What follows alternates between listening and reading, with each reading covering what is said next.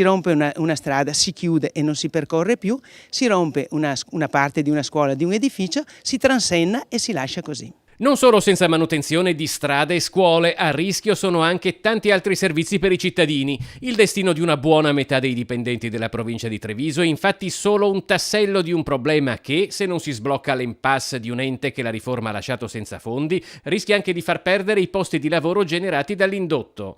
Da tempo i dipendenti del Sant'Artemio si rivolgono al governo e le risposte?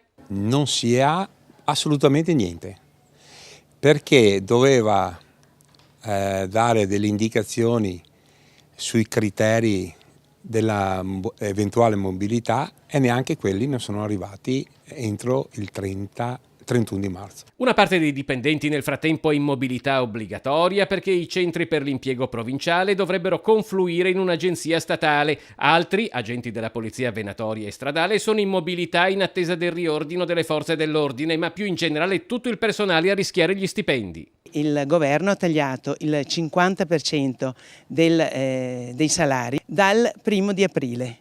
Noi stiamo continuando quindi a pagare un 50% di personale del quale non abbiamo risorse.